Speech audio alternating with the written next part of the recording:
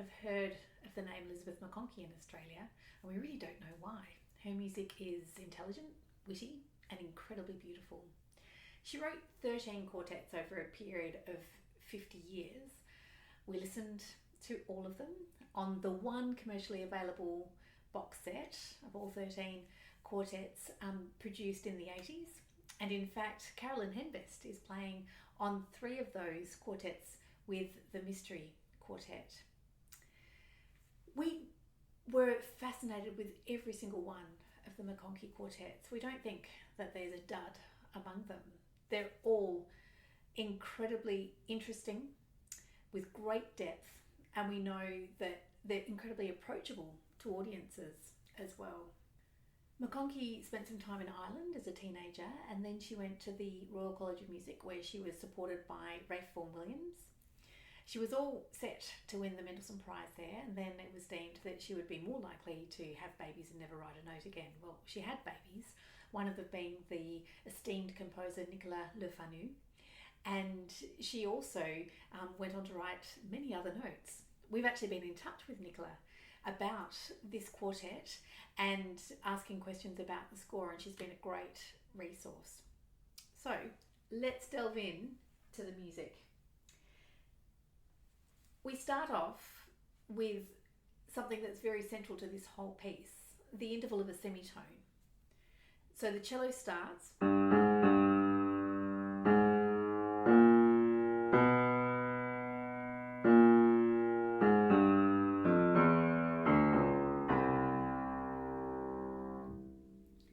that theme is then picked up throughout the instruments, through the viola, the second violin, and then the first violin. And then there is a sort of a counterpoint second theme. McConkey loved counterpoint, and that's sort of stated in the cello, and it goes.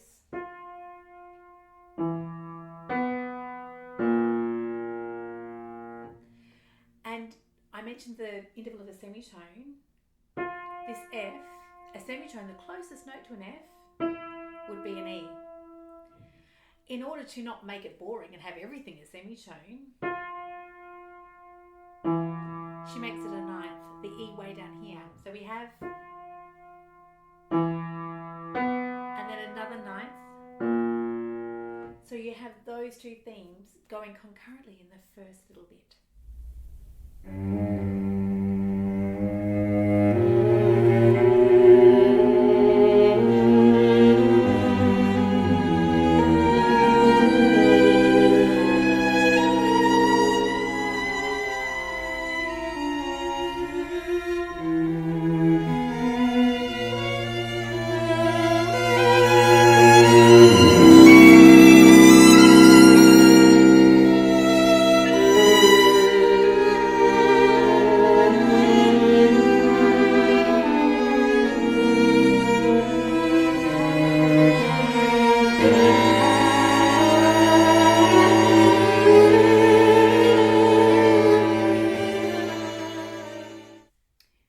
Many composers use a theme throughout a movement or throughout a piece to create a sense of unity and to hold it all together. If you remember the opening theme from the cello, you will hear that again in the cello in the fast allegro molto.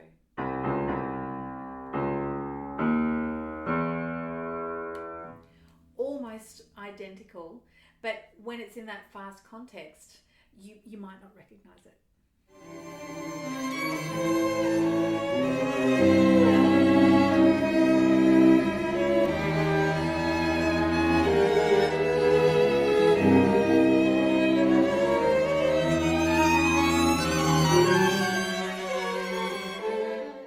We finish in a triumphant C major, having begun on G.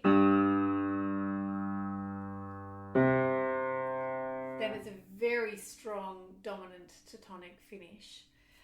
Glorious with the chords in the cello and the first violin soaring.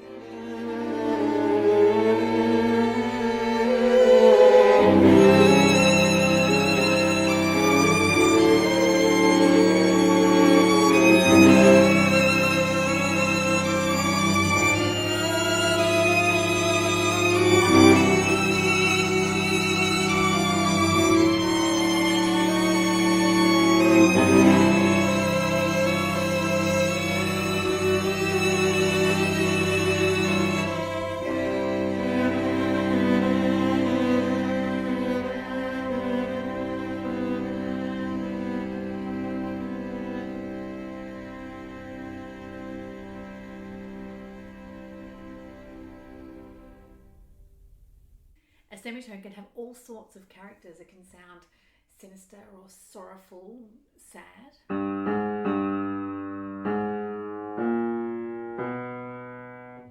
And in the second movement, McConkey takes the interval of a semitone and she turns it into being playful. You know, it can sound quite fun and witty.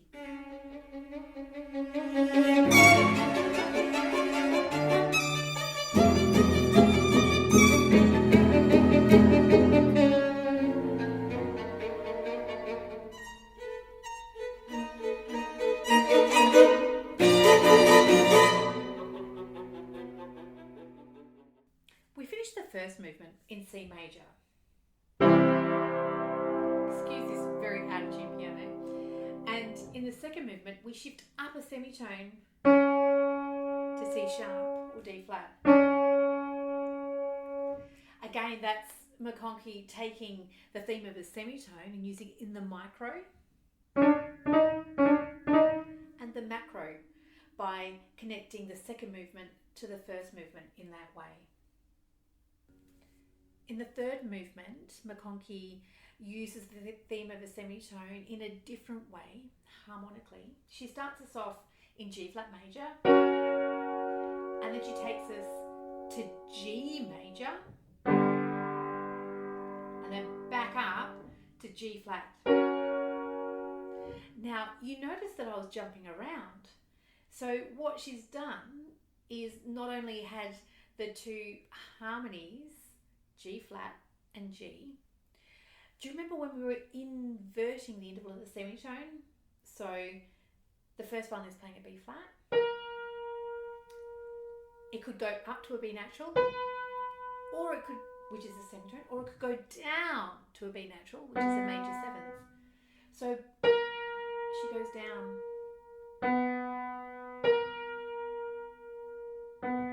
And then she plays the semitone. So what you're going to hear is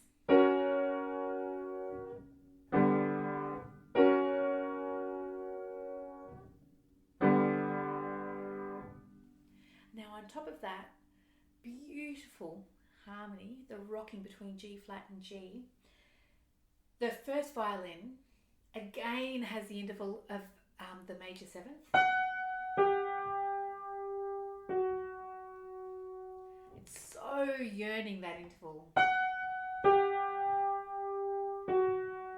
And the play of the first violin being in pretty much in G major, and the rest of the quartet being in G flat, that constant tussle gives it such a beautiful yearning quality.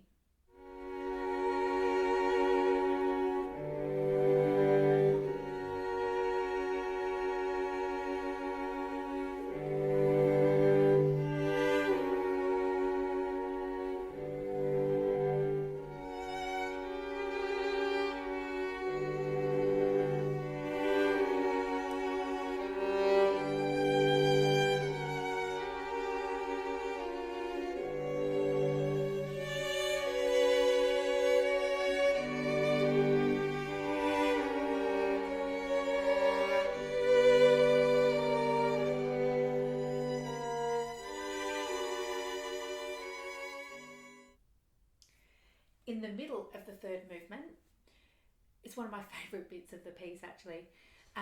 It becomes quite sinister with a pizzicato cello. Quite sinister and foreboding, almost harking back to her experience of the Second World War.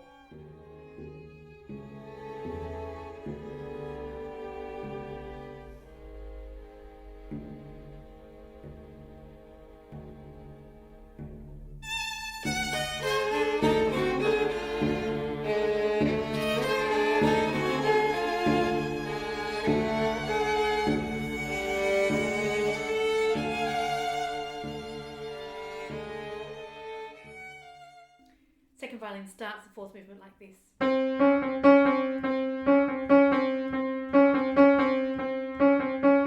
And the rest of the group come in. Very groovy.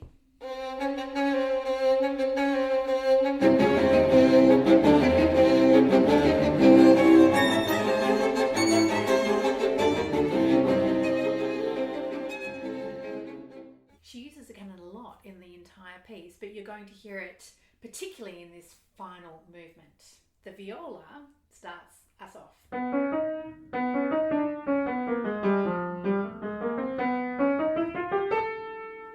And then the violin comes in, and so on.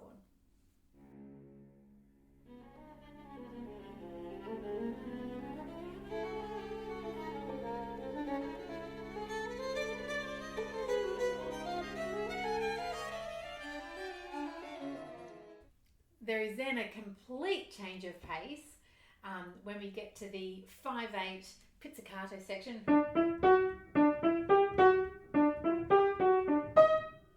It's really quite fun, folksy. You can hear that she was very familiar with the works of Bartók.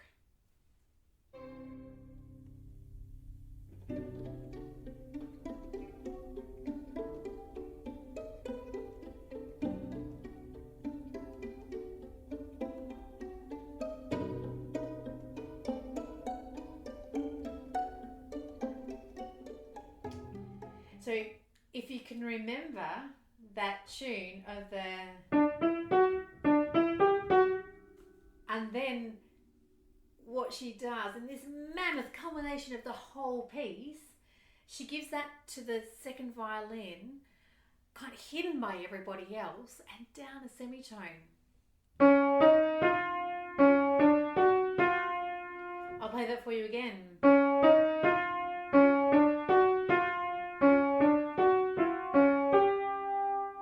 So it's a variation of it, but you can hear that same theme in there again. See if you can hear it in this little section.